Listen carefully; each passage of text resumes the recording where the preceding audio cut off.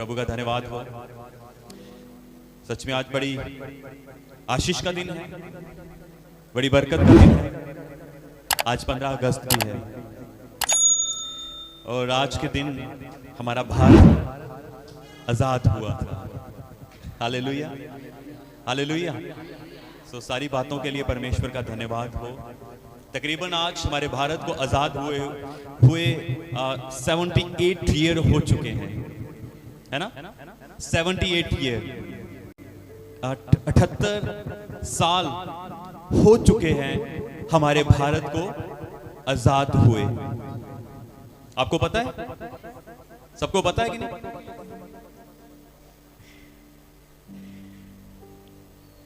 आपको मालूम इस देश को आजादी के लिए बहुत कुछ करना पड़ा। बहुत सारे लोग आगे आए, बहुत सारे लोगों का खून बहा होगा, बहुत सारी लड़ाइयां होंगी, हैं? बहुत सारी लड़ाइयां झगड़े भी हुए होंगे क्योंकि देश को आजाद करवाया गया था। बहुत सारे लोगों ने अपना जीवन दे दिया इस बात के लिए, भारत को आजाद करवाने के लिए। आज हम यहीं से शुरू करेंगे, आगे हम वचन की तरफ बढ़ेंगे। Hallelujah, hallelujah. बहुत सारे लोग मारे गए होंगे, बहुत सारे लोगों ने अपना खून बहाया होगा और आज हम आजाद भारत देश के निवासी हैं। आमीन। आज हम आजाद भारत देश के नागरिक हैं। आया ना? आजादी हो ना? आज से कई साल पहले हमारा भारत गुलामी के अंदर था, गुलाम था हमारा देश। लोग आगे आए, लड़ाइयां की, उन लोगों को भगाया, बड़ा कुछ हुआ, बहुत सारे मारे गए, बहुतों का खून बहा होगा, है ना? और आज हम आजाद भारत देश के निवासी हैं और आज हम आजाद हैं। क्या हम ताली बजा सकते हैं इस बात के लिए? आज हम क्या हैं? आजाद हैं। हमारा देश क्या है? आजाद है।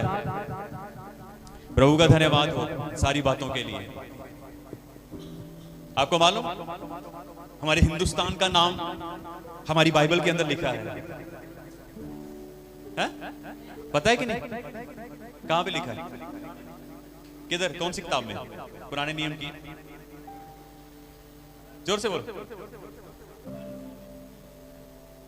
एस्तर की किताब, उसके पहले अध्याय में हमारे हिंदुस्तान का नाम आता है। ये बड़ी आशीष की बात है। हमारी बाइबल के अंदर मीन्स हमारा परमेश्वर हमारे हिंदुस्तान से प्रेम करता है। हालेलुया। हमारा परमेश्वर हमारे हिंदुस्तान से प्रेम करता है और बड़ी ये खुशी की बात है। मैंने पहली बार जब नाम पढ़ा तो मैं हैरान था कि सच में हमारे हिंदुस्तान का नाम लिखा है। मैं बड़ा हैरान था जब मैंने पहली बार पढ़ा। मैं बार बार देखा, बार बार पढ़ा कि सच में हिंदुस्तान ही लिखा है ना, तो बड़ी खुशी हुई। बाइबल के अंदर हमारे देश का नाम लिखा है। हालेलुया। परमेश्वर का धन्यवाद हो। हमारा परमेश्वर हम सबसे प्रेम करता है, हमारे भारत से, हमारे देश से प्रेम करता है, हमारे देश के लोगों से प्रेम करता है। ये बड़ी आशीष की और बड़े आदर की बात है। प्रभु का धन्यवाद हो। पर मैं आपको कुछ बताना चाहता हूं। भले ही आज हम आजाद भारत देश के नागरिक हैं, निवासी हैं, हमारा देश आजाद हो चुका है, पर मैं आपको, हमारा भारत आजाद है, पर मैं आपको कुछ बताना चाहता हूं। बड़े दुख की बात यह भी है, हमारा भारत तो आजाद हो चुका है, पर हमारे भारत के जो नागरिक हैं, जो लोग हैं, वो आज भी गुलामी में अपने जीवन को व्यतीत कर रहे हैं। ये दुख की बात है। हमारा भारत, हमारा देश आजाद है, ये बड़ी आशीष की बात है, बड़े आदर की बात है, बड़ी खुशी की बात है। पर दूसरी तरफ इस बात का दुख भी होता है कि हमारे भारत के, हमारे देश के जो लोग हैं वो आज भी गुलामी में जी रहे हैं। वो आज भी क्या है? गुलामी में है। आप बोलोगे कैसी गुलामी? कैसी गुलामी? 78 साल 78 ईयर हो चुके हैं आजादी को, आप कह रहे हो कि आज भी गुलाम है। कैसे है गुलाम? आज भी गुलाम, देश नहीं पर नागरिक लोग गुलाम हैं। आपने देखा है, कोई नशे की गुलामी में है, कोई कर्ज की गुलामी है, कोई पाप की गुलामी में है, कोई बीमारी की गुलामी में है, कई तरह की गुलामी में लोग फंसे हुए हैं। आज भी हमारा भारत आजाद है, पर आज भी आपको मालूम हमारे भारत के अंदर बहुत सारे ऐसे हैं जो कर्ज के गुलाम हैं। लोगों के जीवन में बहुत भारी कर्ज है, कर्जे के गुलाम है, उनके ऊपर एक भारी कर्ज है और उस चीजें वो उस बातों के, उन चीजों के गुलाम है। कुछ लोग बीमारियों के गुलाम है। कितने समझे इस बात को? श्राप है उनके जीवन में, बंधुआई है, कर्ज है, श्राप है, जुआ है। आज भी बहुत सारे लोग दारू पीते हैं, नशा करते हैं, कई तरह का नशा करते हैं। वो क्या नशे के गुलामी है ना। कुछ लोग दुष्ट आत्माओं के गुलाम हैं, दुष्ट आत्माओं से जकड़े हुए हैं आज भी।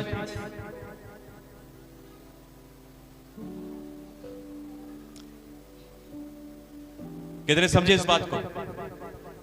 भले ही देश आजाद हो चुका है पर नागरिक लोग गुलाम हैं।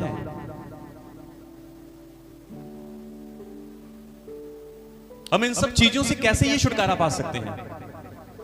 आपने बाहर अपने दूर दूर देखा होगा, कई बार आपने देखा होगा कि रोड के ऊपर लोग गिरे होते हैं दारू पीकर, है ना? ये सब गुलामी है, ये सारी बातें गुलामी है। कुछ लोग मोबाइल के गुलाम हैं, बहुत सारी बातें हैं, बहुत सारी चीजें हैं। पर ये लोग इस गुलामी से कैसे छूटेंगे? कैसे ये आजाद हो सकते हैं इन सब बातों से, इन सब चीजों से? कैसे? मैं आपको बताना चाहता हूं, आज से कई साल पहले, मैं बाइबल के अंदर से बात करूंगा, कई साल पहले जब परमेश्वर ने देखा तो क्या देखा?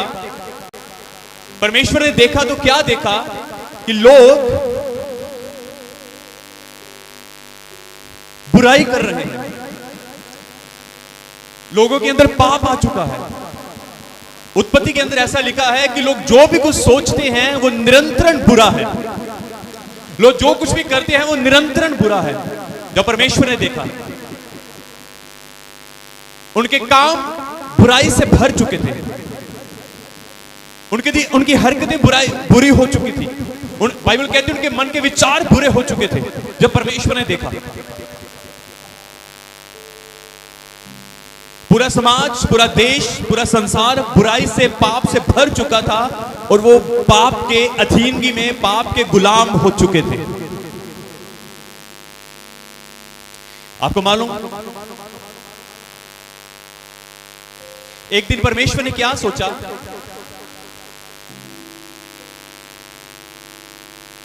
एक ऐसा समय आया कि लोग मिस्र की गुलामी के अंदर थे। जब परमेश्वर ने पहले देखा कि जब लोगों ने जो भी सोच रहे थे, वो विचार रहे थे, वो निरंतर बुरा और पाप से भरा हुआ था। कलाम कहता है उसके बाद परमेश्वर ने जल प्रलय लेकर आया। उत्पत्ति के अंदर जल प्रलय लेकर आया। नूह के समय में आप पढ़ के देखना, सब कुछ खत्म हो गया। उसके बाद फिर से वंश चले, फिर से संसार आगे बढ़ा। जब फिर से आगे बढ़ा तो फिर से वही बातें हो रही थी, वही काम हो रहा था। निरंतरण बुरा, निरंतरण बुरे विचार, बुरा काम, लूट, चोरी, डकैती, खून खराबा, ये सब हो रहा था। लोग पाप के गुलाम थे तब भी। उसके बाद भी एक समय आया, वो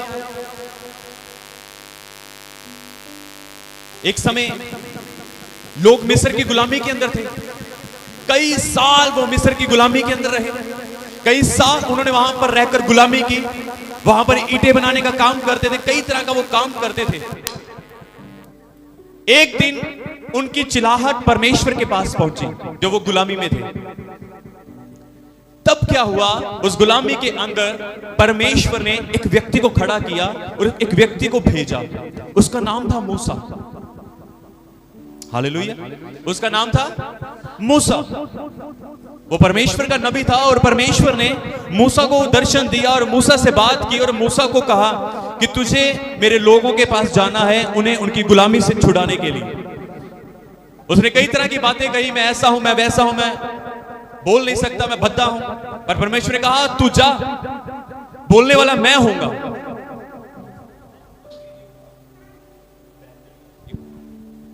परमेश्वर ने कहा बोलने वाला मैं हूंगा। कलाम कहता है मूसा गया, परमेश्वर ने मूसा को भेजा। वो गुलामी के अंदर थे, उस मिस्र के अंदर वो लोग गुलामी के अंदर थे। उस गुलामी के अंदर परमेश्वर ने मूसा को खड़ा किया और मूसा को भेजा ताकि वो परमेश्वर के लोगों को उस गुलामी से बाहर लेकर आ सके। Hallelujah, hallelujah, hallelujah. जोर से हम बोल सकते हैं हालेलुया। मूसा गया, बाइबल कहती है, परमेश्वर का वचन कहता है, परमेश्वर ने मूसा को भेजा, वो गया और उन सबको उस गुलामी से वो बाहर लेकर आया।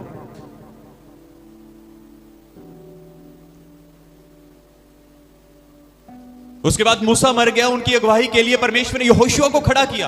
अब ध्यान से सुनना, इन बातों को ध्यान से सुनना कि परमेश्वर ने पहले किसको भेजा? मूसा को भेजा। जब मूसा मर गया उसके बाद परमेश्वर ने यहोशुआ को खड़ा किया उनकी गवाही के लिए। जब जब लोग गुलामी में गए, जब जब लोगों के जीवन में परेशानी और दिक्कतें आई, जब जब लोग मर रहे थे, जब जब लोग गुलामी के बंधनों में जकड़े हुए थे, तब तब परमेश्वर ने किसी ना किसी को खड़ा किया। पहले मूसा को खड़ा किया। सबसे पहले उत्पत्ति के अंदर ऐसा लिखा, जब लूत गुलामी में गया तो परमेश्वर ने इब्राहिम को खड़ा किया, मूसा को खड़ा किया, यहोशुआ को खड़ा किया। कलाम कहता है जब यहूदियों के ऊपर एक बड़ी समस्या आई, जब उनको मारने का आदेश दिया गया, कलाम कहता है परमेश्वर ने एस्तर को खड़ा किया उनके छुटकारे के लिए, उनके बचाव के लिए, उनको उस गुलामी से निकालने के लिए। बहुत सारे लोगों को परमेश्वर ने खड़ा किया, क्योंकि परमेश्वर नहीं चाहता कि परमेश्वर के लोग गुलामी में रहे, बदियों में रहे, बदकारियों में रहे, किसी पाप के बंधन में रहे, क्योंकि परमेश्वर नहीं चाहता, क्योंकि परमेश्वर सबसे प्रेम करता है। हालेलुया। उस समय समय के ऊपर परमेश्वर ने सबको खड़ा किया, ऐसे लोगों को खड़ा किया ताकि वो उन लोगों की मदद कर सके, अपने लोगों को भेज सके, ताकि जो लोग उसके लोग गुलामी के अंदर थे, परमेश्वर उनको बाहर निकाल के लेकर आ सके।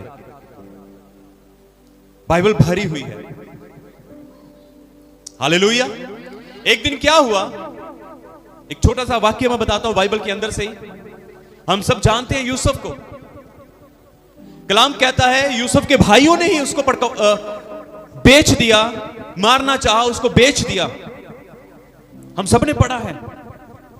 वो पोतीपर के घर में चला गया, उसके बाद उसके ऊपर एक बार फिर से ब्लेम लगा, उसके बाद वो जेल में चला गया, जेल से वो बाहर आया, फिर वो फिरौन के सामने खड़ा किया गया और फिरौन की गद्दी के ऊपर उसको बैठा दिया गया। एक समय में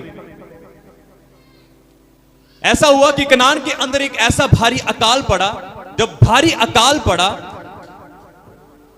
जब उस देश के अंदर, उस नगर के अंदर जब लोगों के अनाज खाने के लिए सारा खत्म हो गया, तो उसके बाद वही भाई जो कनान में रहते थे, याकूब उसका पिता, वो लोग मिस्र के अंदर इतना भंडार था कि यूसुफ की बुद्धि के द्वारा वो भंडार, बहुत सारा अनाज वहां पर रखा गया था और दूर दूर के देश के लोग वहां पर आकर अनाज लेकर जाते थे। आपको मालूम क्या हुआ? एक लॉन्ग स्टोरी, उसको मैं शॉर्ट में बताऊंगा। क्या हुआ कि यूसुफ का पिता और उसके भाई, उसके बंधु भी मिस्र के अंदर आए अनाज लेने के लिए, खाना लेने के लिए। और आपको मालूम आगे उससे उसके याकूब से और उसके भाइयों से आगे कौन मिलता है? उन्हीं का छोटा भाई यूसुफ। यूसुफ ने तो अपने भाइयों को पहचान लिया। अंत में एक बात कहता है, वो बड़ी अद्भुत है। अंत में एक बात कहता है, वो बड़ी अद्भुत है। जब वो उसके भाई भी उसको पहचान लेते हैं, और वो कहता है तुम लोगों ने तो मेरे साथ गलत व्यवहार किया, तुम लोगों ने तो मेरे साथ बुरा व्यवहार किया। मैं आपके लिए पढ़ना चाहूंगा, बड़े अच्छे से लिखा है, मैं नहीं चाहता कि मैं कुछ भी गलत बोलूं। उत्पत्ति 45 की उसकी 7वें और 8वें ऐसा है, इसलिए परमेश्वर ने मुझे तुम्हारे आगे इसलिए भेजा कि तुम पृथ्वी पर जीवित रहो और तुम्हारे प्राणों के बचने से तुम्हारा वंश बढ़े। इस रीति अब मुझको यह यहां पर भेजने वाले तुम नहीं, परमेश्वर ही ठहरा। यह बड़ा अद्भुत है।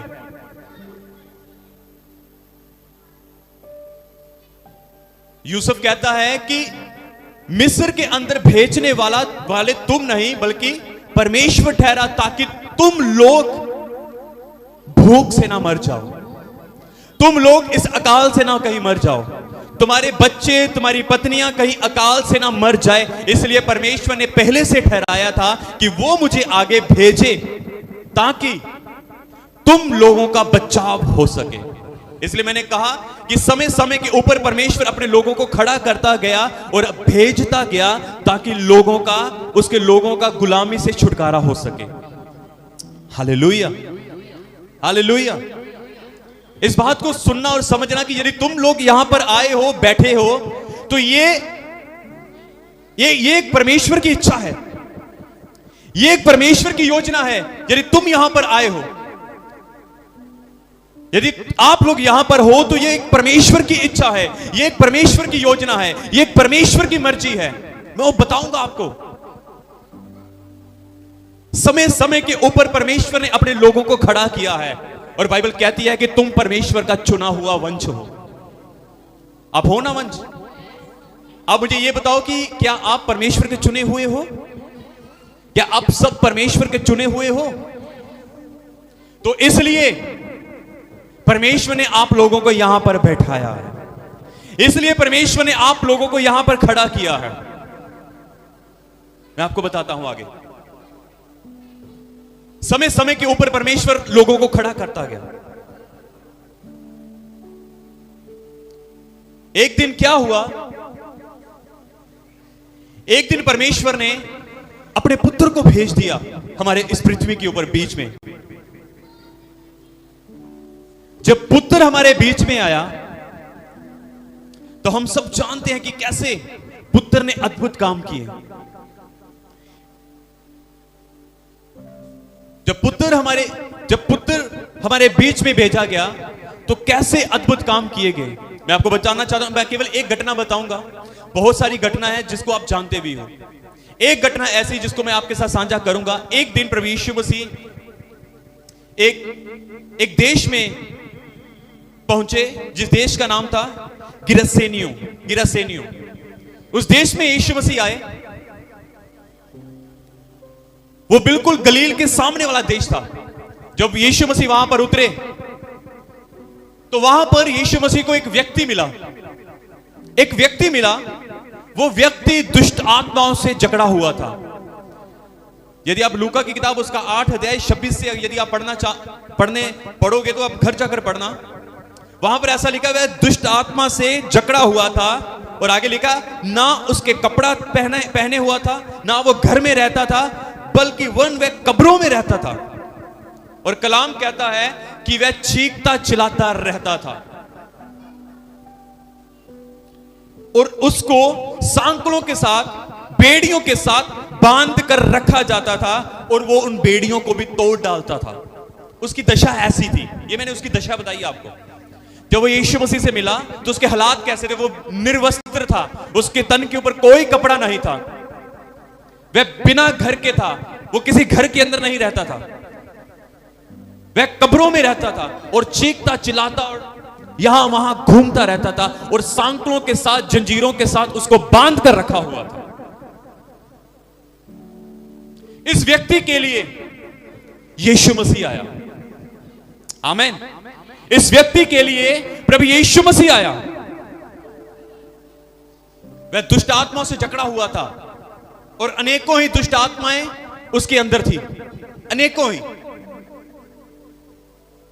और कलाम कहता है कि जब यीशु मसीह ने उस दुष्ट आत्मा को डांटा, उस दुष्ट आत्मा को आज्ञा दी, और कलाम कहता है परमेश्वर का वचन बताता है कि वो सारी दुष्ट आत्माएं जो सेना के रूप में थी वो सारी निकल के एक सूअरों के झुंड में चली गई और वो सूअर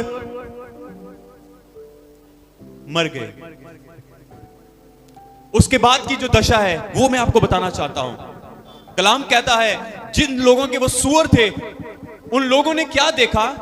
उन्होंने देखा कि जिस व्यक्ति के अंदर जो निर्वस्त्र था, कलाम कहता है वो यीशु के सामने वस्त्र पहने हुए बैठा है। ये अद्भुत है। हालेलुया, जोर से बोले हालेलुया। कलाम में लिखा है, यदि आप उसका 35 के अंदर पढ़ेंगे ना, वहां पर ऐसा लिखा, लोग यह जो हुआ था उसे देखने को निकले और यीशु के पास आकर जिस मनुष्य से दुष्ट आत्माएं निकली थी उसे यीशु के पांव के पास कपड़े पहने और सचेत बैठे हुए पाकर डर गए। कैसे देखा? पहले वो निर्वस्त्र था, अब कलाम कहता है जब उन लोगों ने देखा तो क्या देखा कि वह यीशु के पांव में कैसे बैठा है? कपड़े पहने हुए। उसके बाद वह सचेत बैठा हुआ है। हालेलुया। उसकी दशा पहले कैसी थी? क्या उसके हालात थे? क्या उसका जीवन था? कहां पर वो रहता था? वो अपने परिवार में नहीं रहता था, वो कब्रों में, जंगल में रहता था। पर जब यीशु मसीह आए तब उसका जीवन बदल गया, तब उसके हालात बदल गए, तब उसकी दशा बदल गई, तब उसकी शक्ल बदल गई। जो पहले वो रोला चीखता चलाता था, अब वो यीशु मसीह के चरणों में सचेत होकर बड़ी शांति के साथ बैठा है, वो भी कपड़ों के साथ। हालेलुया। और आगे मैं आपको बताना चाहता हूं आगे क्या लिखा है। जिस मनुष्य में दुष्ट आत्मा थी, दुष्ट आत्मा निकली थी, वह उससे, आगे देखो, वह उससे विनती करने लगा कि मुझे अपने साथ रहने दे। मैंने क्या कहा कि जब जब लोग गुलामी में थे, जब जब लोग ऐसी दशा में थे, तब तब परमेश्वर ने कोई ना कोई लोग, किसी ना किसी को खड़ा किया अपने लोगों के लिए, किसी ना किसी को अपने लोगों के लिए खड़ा किया। इब्राहिम को खड़ा किया, मूसा को खड़ा किया, यहोशुआ को खड़ा किया, एस्तर को खड़ा किया, रूत को खड़ा किया। यह एक माध्यम था यीशु मसीह के आने का। मंदिर को बनाने के लिए, उसकी दीवारों को खड़ा करने के लिए नहम्याह को इस्तेमाल किया गया। बहुत कुछ किया गया। एक समय आया, परमेश्वर ने अपने पुत्र को भेज दिया ताकि जितने गुलामी के अंदर है वो सब छुड़ाए जाएं, जितने बंदरों के अंदर हैं वो सब आजाद किए जाएं। इसलिए मैंने बोला कि भले ही हमारा भारत देश आजाद हो चुका है, पर भारत के नागरिक आज भी गुलामी के अंदर अपने जीवन को व्यतीत कर रहे हैं। इसलिए परमेश्वर ने समय समय पर लोगों को खड़ा करता गया। जैसे यीशु 2024 साल पहले परमेश्वर ने अपने पुत्र को खड़ा कर दिया और पृथ्वी के ऊपर भेजा ताकि वो लोगों का उद्धार कर सके, ताकि वह लोगों का छुटकारा कर सके, ताकि लोगों को बीमारियों से चंगा कर सके, ताकि ऐसे लोगों को जो दुष्ट आत्माओं से निर्वस्त्र कब्रों में रहते थे, जो घरों में नहीं रहते थे, ऐसे लोगों का छुटकारा करके उनको अपने घर में भेज सके। हालेलुया। कलाम कहता, उसने कहा कि मुझे अपने साथ आने दे। आपको मालूम आगे से यीशु ने क्या कहा? यीशु ने कहा, नहीं, तू मेरे साथ नहीं आ सकता, पर एक काम कर, तू अपने नगर में जा, अपने घर में जा और सबको बता कि तेरे लिए परमेश्वर ने कैसे अद्भुत और महान कार्य किया है। हालेलुया। अपने लोगों को बता। यीशु मसीह ने वह जो पहले निर्वस्त्र था उसको कपड़े पहनाए, वह जो शोर मचाता था वह शांति के साथ खुदावन यीशु के चरणों में पाया गया, वह बिना घर के रहता था, यीशु मसीह ने उसको उसके घर में पहुंचाया, उसको उसके नगर में पहुंचाया और कहा, जा अपने लोगों में बता, अपने लोगों में बता कि परमेश्वर ने तेरे लिए कैसे अद्भुत, महान और आश्चर्य काम किए हैं, कैसे तू चंगा किया गया है, कैसे तू छुटकारा पाया गया है, कैसे तेरे को कपड़े पहनाए गए हैं, किस प्रकार से तेरे जीवन में ये सारा अद्भुत काम हुआ है। मेरी बात सुनो ध्यान से। आप लोग ऐसे ही नहीं यहां पर बैठे, आप ऐसे नहीं। यदि आप हमें लाइव भी देख रहे हो, मैं आप सभी को यह बताना चाहता हूं कि आप परमेश्वर का चुना हुआ वंश हो, आप परमेश्वर के चुने हुए हो, आप बुलाए गए हो परमेश्वर के। आप सबको बुलाया गया है खुदावंद यीशु मसीह ने। आप सबका छुटकारा इसलिए हुआ है। हम भी पहले इस व्यक्ति के नाई थे, हम अपने घरों में नहीं रहते थे। मैं आपको बताऊंगा, सच में मैं इस बात को प्रूफ करूंगा, आप अपने घरों में नहीं रहते थे, आप दर बदर ठोकरें खा रहे थे, कभी हॉस्पिटलों के अंदर, कभी कहीं बाबों के अंदर, कहीं किसी जगह के ऊपर, कभी तुम किसी जगह के ऊपर जा रहे थे, ऐसे दर बदर ठोकरें खा रहे थे। हाँ या ना? हाँ या ना? हमारे हालात पहले कुछ ऐसे थे। यीशु मसीह ने हमारे जीवन में आकर हमारे जीवन में एक अद्भुत और महान कार्य किया है। यीशु मसीह ने हमारे जीवन में आकर एक ऐसा आश्चर्य काम किया है, हमें छुटकारा दिया है हर एक बंधनों से, हर एक समस्याओं से, हर एक परेशानी से, हर एक गुलामी से। यीशु मसीह ने हमें छुड़ाकर खड़ा किया है और अपने सन्मुख में बैठाया है। क्यों? आज खुदा आपसे यह कह रहा है कि जाओ और अपने लोगों के अंदर जाकर बताओ कि परमेश्वर ने तुम्हारे लिए कैसे अद्भुत काम किए हैं, ताकि वो लोग जो गुलामी के अंदर हैं, अब वो लोग भी तुम्हारी गवाही को सुनकर वो छुड़ाए जाए। ये अद्भुत है। हालेलुया। तुम ऐसे ही यहां पर नहीं बैठे, तुम्हें बुलाया गया है। तुम ऐसे ही यहां पर नहीं बैठे, ये परमेश्वर की इच्छा है। यूसुफ कहता है भेजने वाले तुम नहीं, वो अपने भाइयों को कहता है भेजने वाला मेरा परमेश्वर है। यहां पर बैठाने तुम अपने आप नहीं आए, पर परमेश्वर तुम लोगों को यहां पर लेकर आया है, ताकि तुम लोगों के लिए आशीष का कारण बन सको। वो लोगों के लिए जो लोग आज भी गुलामी के अंदर हैं, अपने स्कूल के अंदर, अपने कॉलेज के अंदर, अपने आंड में, अपने गुआन में, अपने मोहल्ले में, अपने एरिया में, तुम परमेश्वर के वचन को अपने बताओ, ताकि वो लोग जो गुलामी के अंदर हैं वो लोग छुड़ाए जाएं। Hallelujah, hallelujah. असली आजादी तब होगी।